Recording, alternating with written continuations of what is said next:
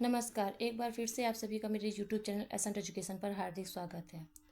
जैसा कि आप जानते हैं, ये एनसीईआरटी को कवर करने के लिए हम लोगों ने ये चैनल को बनाया है।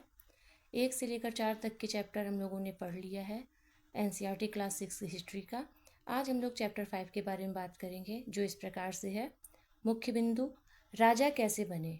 करीब 3000 साल पहले कुछ लोग बड़े बड़े यज्ञ जैसे अश्वमेध यज्ञ करके राजा के रूप में अपनी पहचान बनाई या वे पहचाने जाने लगे। जैसा कि आप जानते हैं, ऋग्वैदिक काल में राजा की कोई पहचान नहीं होती थी। वह एक बस नाम मात्र का राजा था। उसके पास ना ही अपने क्षेत्र होते थे राज्य करने के लिए और ना ही उसके पास कोई सेनाएं होती थी। इसमें इस अश्वमेध यज्ञ में क्या किया जाता था, एक घोड़े को स्वतंत्र छोड़ दिया जाता था और जो उसे रोकता था उसको राजा से युद्ध करना पड़ता था। वर्ण व्यवस्था, समाज को 4 हिस्सों में बांटा गया था।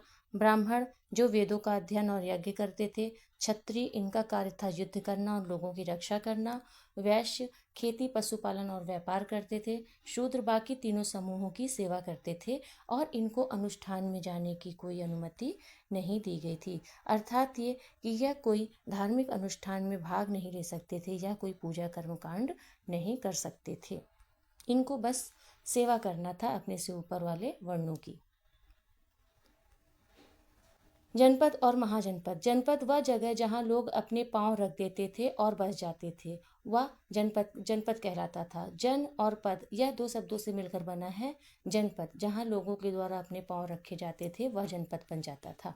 महाजनपद, करीब 2500 साल पहले कुछ जनपद ज़्यादा महत्वपूर्ण हो गए और इनकी राजधानियों की किलेबंदी कर दी गई और ये क्या कहलाने लग गए, महाजनपद कहलाने लग गए।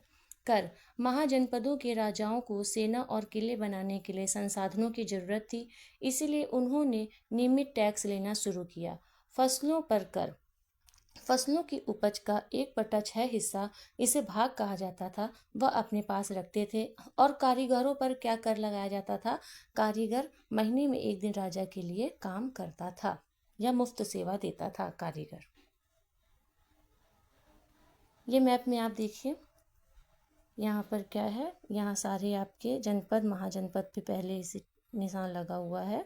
इसमें आपको सारे जनपद और महाजनपद क्लियर दिखेंगे। ये इसको देखिए, जूम करके दिखा रही हूँ मैं। ये वज्जी, मगध, मल्ल, काशी, कौशल, वत्स, चेदी, पांचाल और ये देखिए कुरु, है ना। तो आप इसको एक बार जूम करके देखिएगा, इसमें आपको इसका लोकेशन दिखाई देगा। मगध और वज्जी, मगध सबसे शक्तिशाली महाजनपद। यहाँ गंगा और सोन जैसी नदियाँ थी जिससे यातायात और जल आपूर्ति आसान थी। बिंबिसार और आजाद शत्रु यहाँ के प्रमुख राजा हुए या थे। वज्जी, यहाँ की शासन व्यवस्था अलग थी।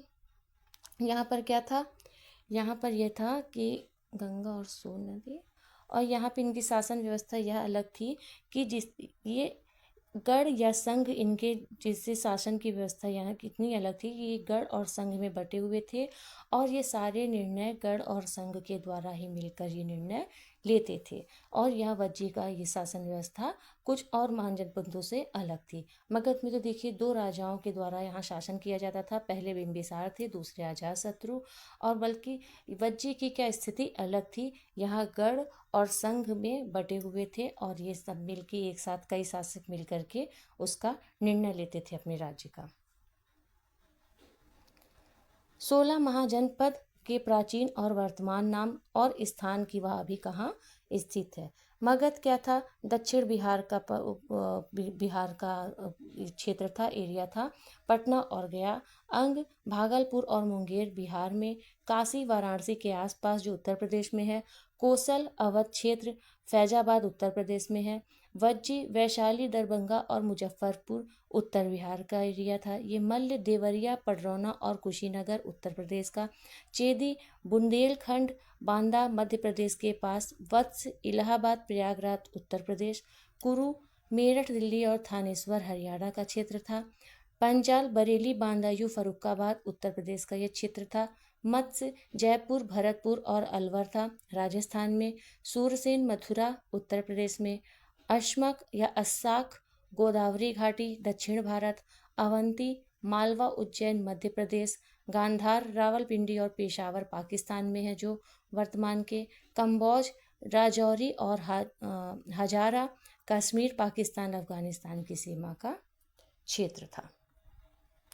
यहाँ आप देखिए, यहाँ आपके 16 जनपद हैं पूरे, ये पूरा 16 महाजनपद है। काशी, वत्स, कौशल, मल्ल, पांचाल, चेदी, कंबोज, शूरसेन, अंग, मगध, वज्जी, कुरु, मत्स्य, अवंती, अश्मक और गांधार। इसका आप स्क्रीनशॉट ले सकते हैं।